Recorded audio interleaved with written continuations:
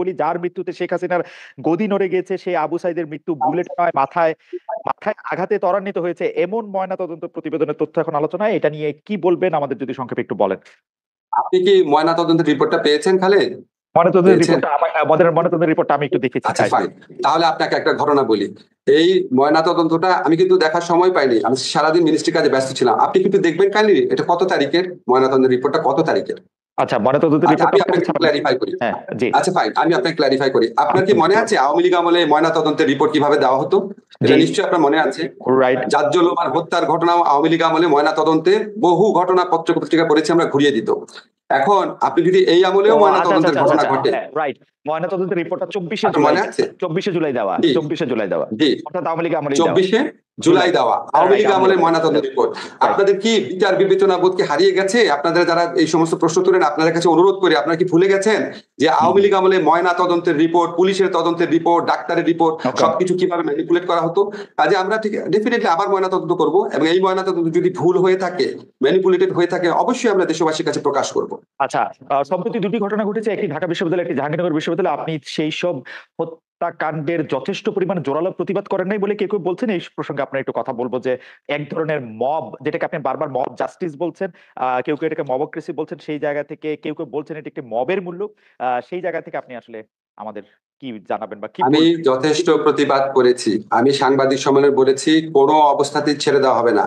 আপনারা দেখেন দুটো ঘটনাতেই সাথে সাথে গ্রেফতারের ঘটনা ঘটেছে, সাথে সাথে এমনকি হল প্রশাসনকে পরিবর্তন করা হয়েছে। 6টা 7টা গ্রেফতারের ঘটনা, মানে দেখেন পৃথিবীতে সব দেশেই অপরাধ হয় খালেদ, জার্মানিতে হয়, আমেরিকাতে হয়। এই জার্মানি আমেরিকা উন্নত বিশ্বের সাথে আমাদের কি পার্থক্য ছিল? পার্থক্য ছিল অপরাধের ঘটনা ঘটতো এবং এটার বিচার করা হতো না। আবার বিএনপি বা ভিন্ন মতের কেউ অপরাধ না করলেও এটা শাস্তি দেওয়া হতো। আমাদের এখানে এই চেঞ্জটা তো আমরা এনেছি, অপরাধ করার সাথে সাথে অভিযুক্তদের গ্রেফতার করা হচ্ছে।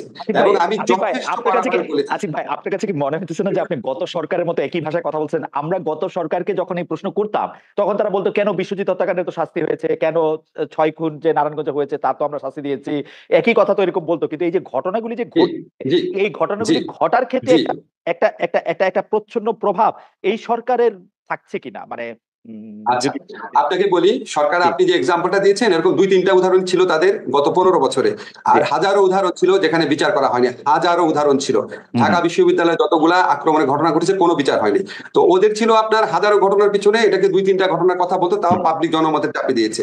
আপনি বলেন যে আমরা এটা প্রতিরোধ করতে ব্যর্থ হয়েছি কিনা? আমরা সমস্ত হল প্রশাসনের উপর দায়িত্ব দেওয়া হয়েছে। একটা সরকার কি করতে পারে? আমরা ইউনিভার্সিটি অথরিটিকে কোন রকম ইন্টারফেয়ার করি না, তাদেরকে স্বাধীনভাবে হলে ছাত্রদেরকে জীবন, তাদের পড়াশোনা, তাদের পরিবেশের নিশ্চয়তা বিধান করতে বলেছে। ওনারা ওনাদের মতো চেষ্টা করেছে।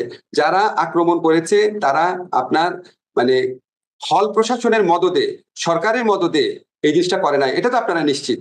এখন তারা হল প্রশাসন বা বিশ্ববিদ্যালয় প্রশাসন মদত এটা করে নাই। এবং এরপরে আমরা কারেক্টিভ মেজার্স কি কি নিচ্ছি সেটা দেখেন। অবশ্যই আমাদের অনেক ক্ষেত্রে ব্যর্থতা থাকবে, কিন্তু আমরা কি ব্যর্থতা থেকে শেখার চেষ্টা করছি কিনা এবং ব্যর্থতার সাথে আমাদের সরাসরি যোগ আছে কিনা সেটা দেখবেন। আগে বিশ্ববিদ্যালয়ে একটা ঘটনা করলে সবাই বলতো আওয়ামী লীগের আশ করা এটা করেছে। আপনি কি এই 2টা ঘটনাতে একবারও শুনেছেন যে এই অন্তর্বর্তীকালীন সরকারের এই সদস্য এটার সাথে জড়িত ছিল হয়েছে? এটাই তো একটা পার্থক্য। তারপর আরো এই সমস্ত ঘটনার পর কোনো মেজারই যথেষ্ট মনে হবে না মানুষের কাছে। আমরা এটা সম্পর্কে সচেতন আছি, আমরা আমাদের মতো চেষ্টা করব, যতটুকু সম্ভব চেষ্টা করব।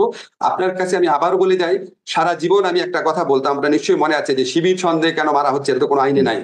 আমি সাংবিধানিক আইনের শিক্ষক, কোন রকম কাউকে বিনা মানে কি বলবো বিনা আইনে, মানে আপনি আইনগতভাবে একটা লোককে মেরে ফেলতে পারেন যদি বিচার টিচার করে ফাঁসি দেন বা right of privatisation properly use করেন। বেআইনি ভাবে কাউকে আঘাত করা, কাউকে মারা, এই মবক্রেসি করা, এগুলি গুরুতর ফৌজদারি অপরাধ। অবশ্যই এগুলি কেউ যদি করে আমরা প্রতিরোধে ব্যর্থ হতে পারি, কিন্তু বিচারে ব্যর্থ না।